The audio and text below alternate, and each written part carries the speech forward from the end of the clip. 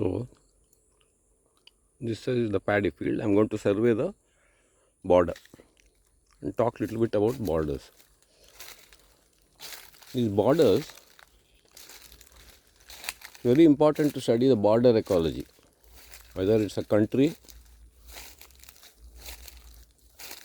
or nature. And all border areas, they have certain features.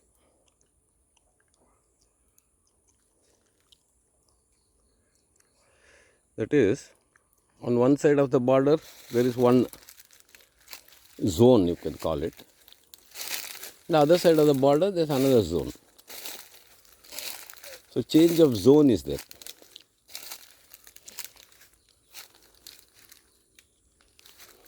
Here you can see the change of the zone.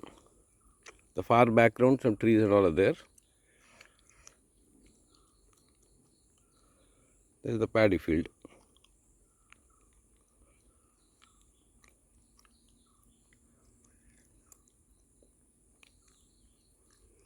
Then paddy field is bordered by some kind of a little trench kind of thing.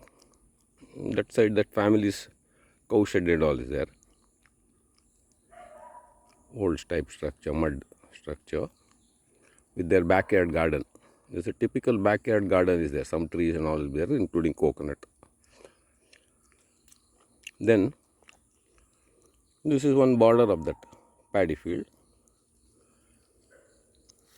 And now I am standing at a height where the terrace has been made. On this side, there is canopy and all native species are there. They lightly trimmed it and all. But there is a solid canopy.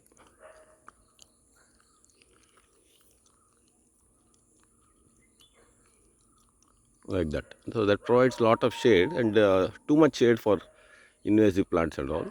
Moreover, when you don't disturb the native species only will come and settle, who can survive in this type of condition where there is no digging. So this side there is no digging, that side there is digging. Plant profile will change accordingly. That side is different, paddy field side weeds and all, and here it's different. And these farm border areas, they can play host to many plants that whose life is in the root. Because there is no digging, they can survive for many years. And, but if digging is done, including the root, they remove it off. So something else has to come and live there. Now all the sunlight is trapped by various plants, different layers. Psychoteria and so many species, native species.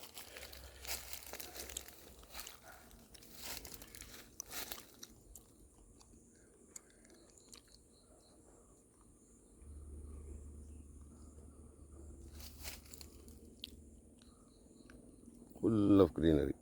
All sunlight is trapped by various plants at various heights.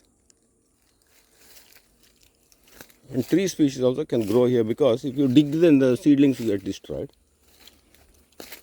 When you don't dig and disturb, they get time to germinate and grow and all slowly.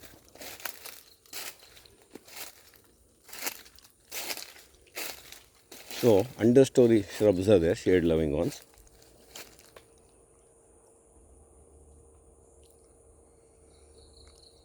The entire ground is covered by them.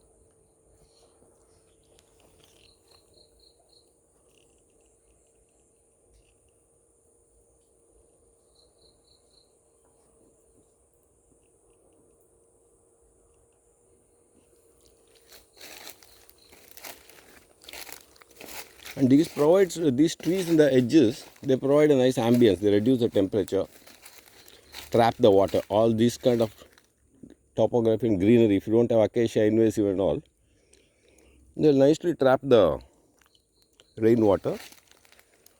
It will not get dry fast because it's canopied. Leaf litter is there, plenty of it. All these trees, they work day and night generating mulch and all. So all this they can harvest, those farmers, and put it to the farm. Otherwise the soil also will be black and nice.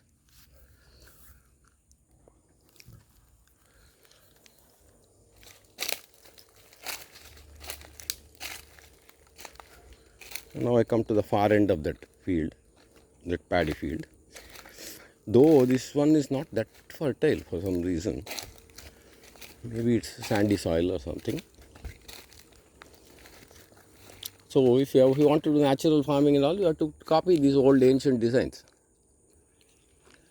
On the edges and all, you leave some trees. Don't chop everything. At least the hot sun, you can relax there. Birds will come in the afternoons. They'll drop seeds and all, whatever they've eaten. And their droppings also important. You'll have nice bird calls, biodiversity, everything will be there in this strip. Here there's nothing much for birds. Some few birds can eat a couple of worms, some of that fallen rice seeds and all. Some seed eating birds can eat. That's about it. But this side, just nice profile of trees. It's good enough for birds to nest, and then they all make good flowers. So bees and all will get honey. The farmer keeps a beehive, he'll also get honey. Butterflies can come, and birds can eat those butterflies and those worms, so on and so forth. So we'll have a nice little islands of biodiversity you can cultivate. And if you put a few hardwood trees also there, some teak and all, also one or two, for short of money you can harvest. And jackfruit and all these kind of things can be put on the sides. And to prevent erosion, what they've done, they have leveled this whole place. You can see that side is a forest.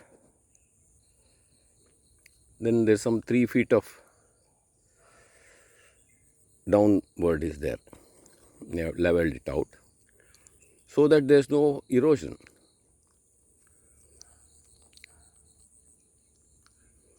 All that fallen leaves and all fall on the edges. And this also reduces, this is like some 500 ACs.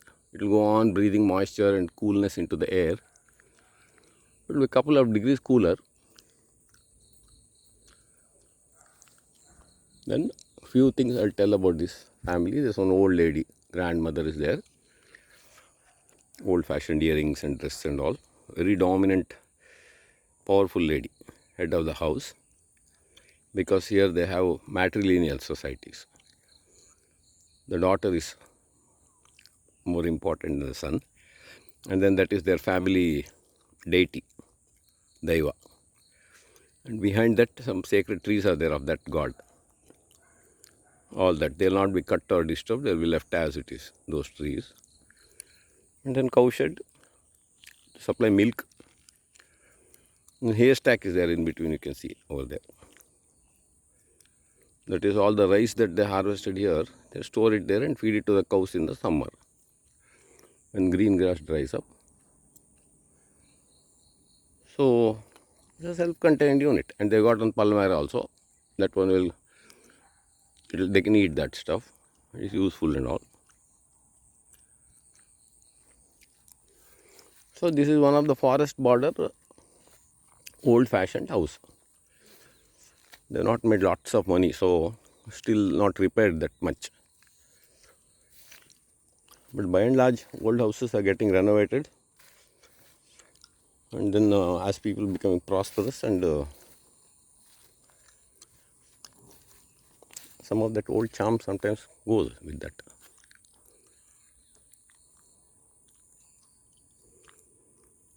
So beautiful place.